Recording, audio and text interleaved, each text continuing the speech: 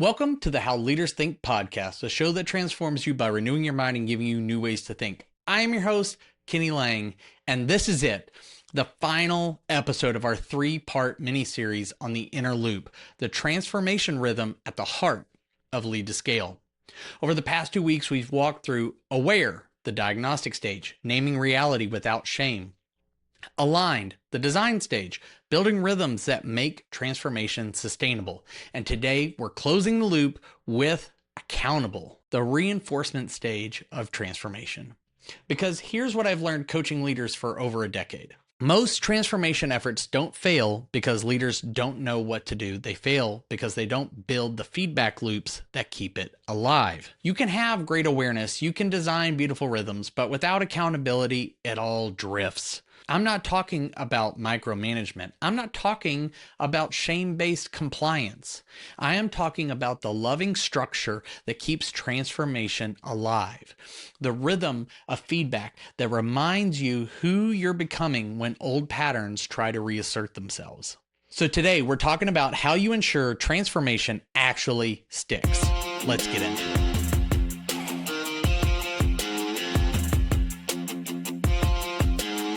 Let me start with a quote. Iron sharpens iron. Transformation happens in community with feedback loops, not isolation with good intentions. Most leaders hear the word accountability and they cringe. They think punishment, micromanagement, being called out for failure. But that's not accountability, that's control. Real accountability is the loving structure that keeps transformation alive. It's the rhythm of feedback that reminds you who you're becoming. It's the community that sees what you can't see. It's the systems that reinforce alignment when pressure increases. Here's the problem most leaders face. They start strong, but fade. They make commitments, but don't keep them. They have strategic plans that gather dust. Why? Because they haven't built the feedback loops that sustain change. They're relying on willpower, on good intentions, on hoping it sticks, and that won't work.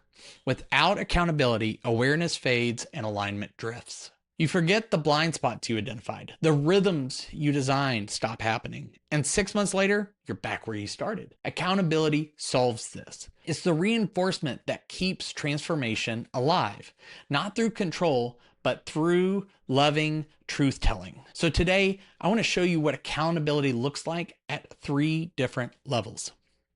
At the lead stage, accountability for the individual leader. The grow stage, accountability for the team. And the scale stage, accountability for the organization. And by the end, you'll understand why transformation without accountability is just expensive self-awareness that fades. Let's start with you. If you're in the lead stage, whether you're a founder, a new executive, a leader stepping into a bigger role, accountability starts with building feedback loops that sustain your personal transformation, not willpower alone. Structures and relationships that reinforce growth. Because here's what I've learned. Sanctification doesn't happen in isolation. God designed transformation to happen in community with others who can see what we can't see, speak truth we don't want to hear but need to hear, and celebrate progress we might otherwise minimize. Proverbs 27:17 says, "As iron sharpens iron, so one person sharpens another." That's accountability. But one thing that's left out, iron sharpening iron, is actually a bit rough, but it's ultimately for the betterment of that piece of iron. So at the lead stage, accountability is asking, who has permission to tell me what I don't want to hear? What feedback am I avoiding that I need to seek? How will I know if I'm actually changing or just intending to? And who celebrates my progress and calls out my drift? Let me give you a personal example. A few years ago, I joined a peer group of other coaches and consultants. We met twice a month, and one of the agreements we made is that we have permission to challenge each other. In one session, I was talking about a client engagement that wasn't going well, and I was blaming the client. They're not doing the work. They're not following through. They're resisting the process. And one of my peers said, "Kenny, is it possible you're not meeting them where they are? That you're pushing your process instead of serving their need?" I wanted to defend myself. I wanted to explain why I was right, but I didn't. I sat with it. And over the next few days, I realized he was right. I was so focused on my methodology that I wasn't listening to what the client actually needed. That's accountability. It's not punishment. It's truth telling that leads to growth. But here's the key. I gave him permission. He wasn't overstepping. He was fulfilling the agreement we made in advance. Accountability at the lead stage is about building relationships and structures that give people permission to speak truth into your life. So how do you build accountability at the lead stage? Here are some key structures. A coaching relationship. And I know this might seem self-serving since I am a coach, but it's proven to help. A coaching relationship creates a consistent rhythm with someone who has permission to challenge you, not just encourage, but challenge. A peer group, a community of leaders on similar journeys. Iron sharpening iron. 360 feedback, regular input from the people you lead and serve. What do they see in you that you don't see? One of my favorite questions here is, what do you know about me that I don't, but I should? A personal dashboard, tracking the metrics that matter for your growth, not revenue, not output, character, health, alignment. Quarterly reflection, stepping back to assess. Am I actually changing or just intending to? The outcome of this work is simple. You have feedback loops that sustain transformation, not willpower alone, but structures and relationships that reinforce growth. You're not trying to transform in isolation, but accountability doesn't stop with you. It expands to your team. Once you've built personal accountability, the next level is team accountability. At the growth stage, you're not just asking, who keeps me honest? You're asking, how do we hold each other to our agreements? And this is where most teams get stuck because they confuse accountability with blame. There's a telltale sign that accountability has broken down at the team level. The team starts asking, sometimes out loud, sometimes just in their heads, why isn't this fun anymore? That question is a diagnostic.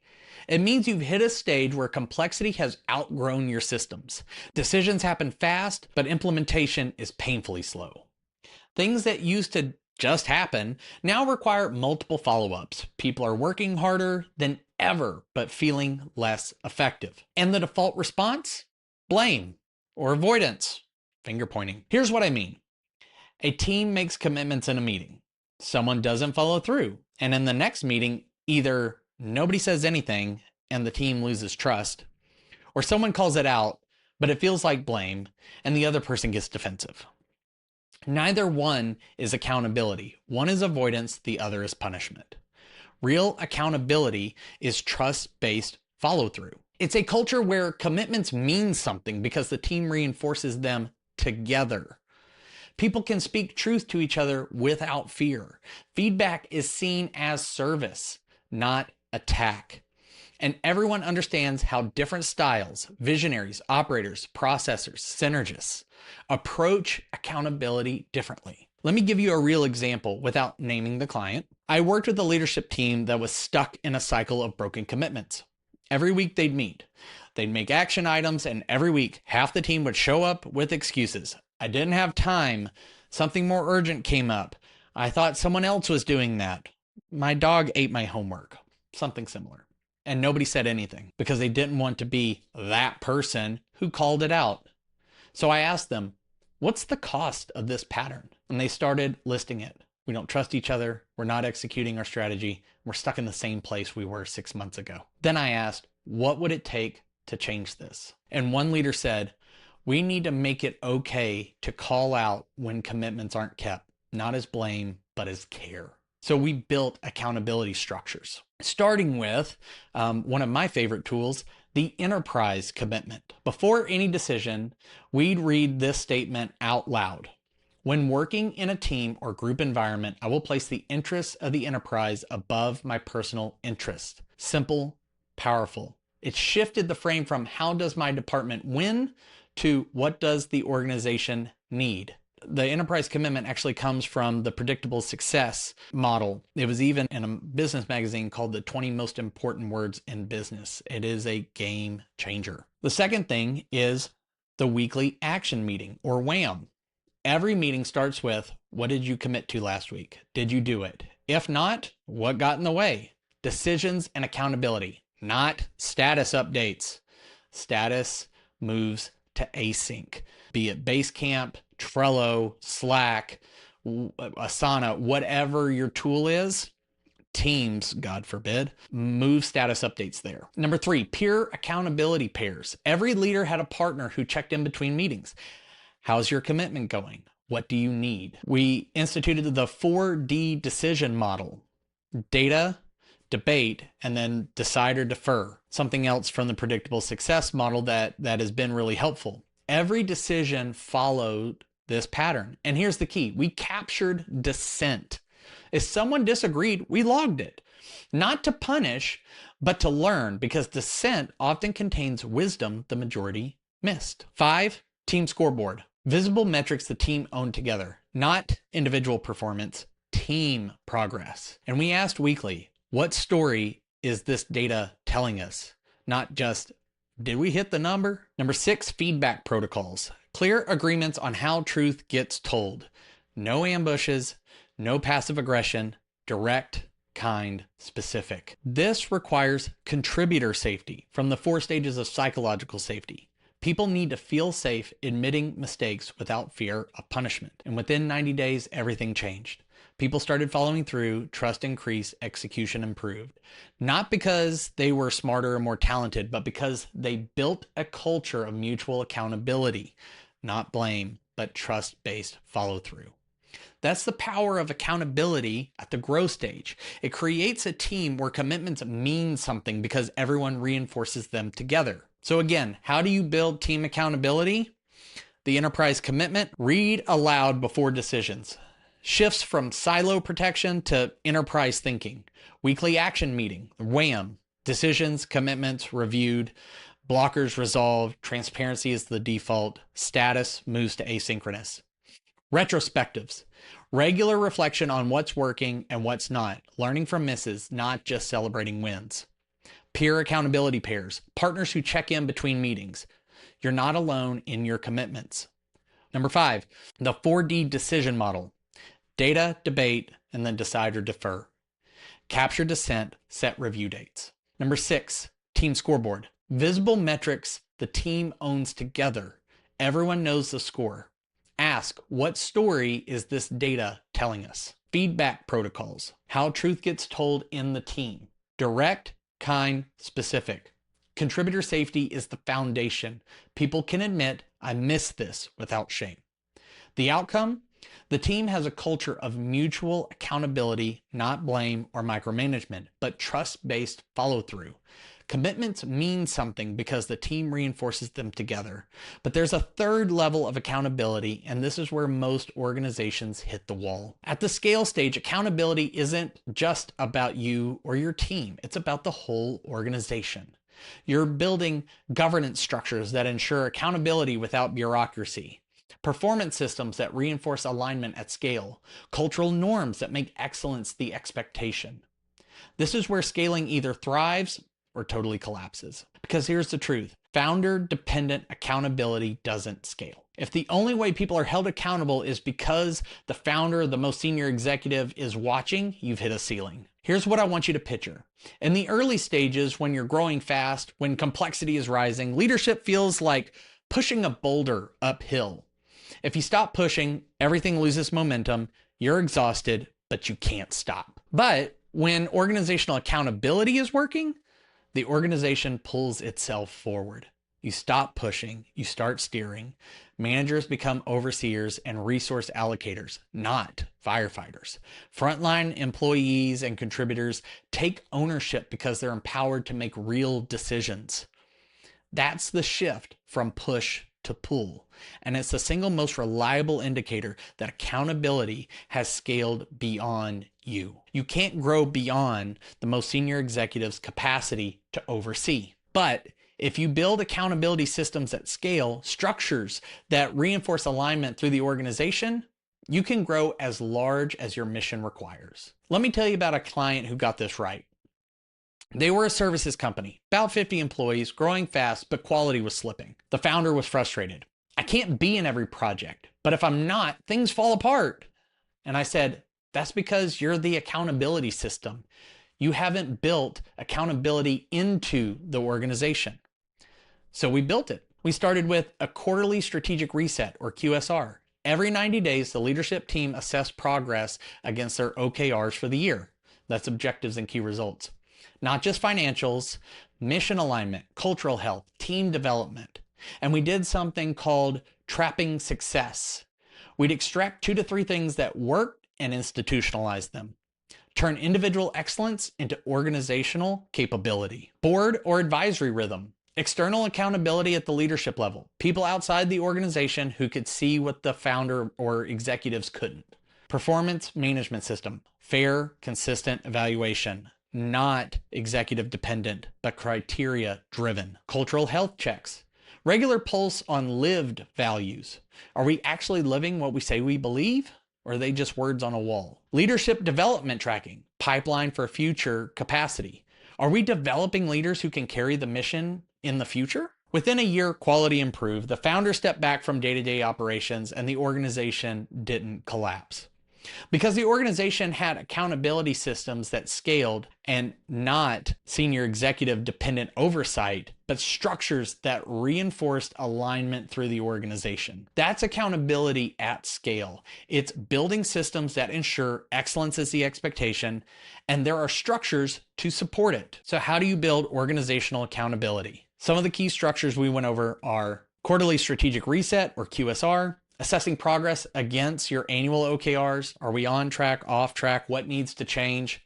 Board or advisory rhythm, external accountability at the leadership level. Who holds the senior team accountable? Performance management system, fair, consistent evaluation, not executive dependent.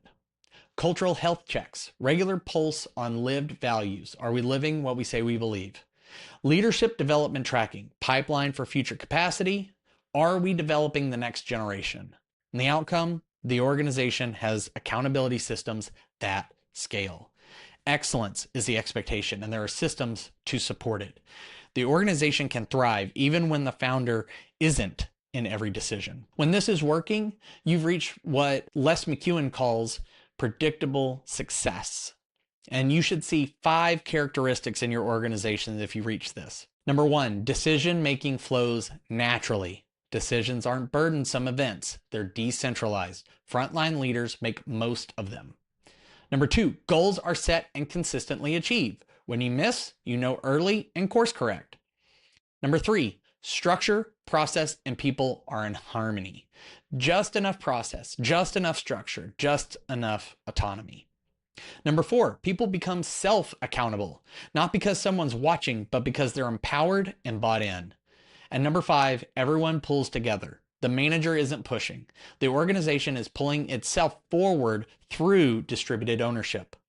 That's organizational accountability at its best. Not control, not bureaucracy, ownership at every level. So let's recap the entire series. Aware, the diagnostic stage, naming reality without shame.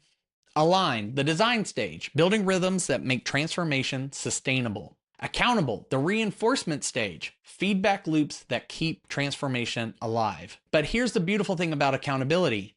Accountability reveals what needs attention. When you track progress, you discover gaps. When you receive feedback, you gain new awareness. When you assess results, you see patterns you couldn't see before. This is why accountability flows back into aware. The cycle continues at a higher level of complexity. Each rotation through the inner loop deepens transformation.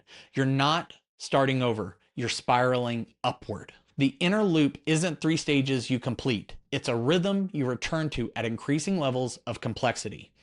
You don't finish aware and then never revisit it. Every new season requires new self-awareness. You don't complete aligned and stop aligning. Teams need ongoing clarity as they evolve. You don't achieve accountable and stop reinforcing. Sustainability requires constant feedback. This is sanctification at organizational scale. Small, consistent movements in aligned direction, compounding transformation, and unstoppable kingdom momentum. Let me close with this. We're recording this at the end of 2025.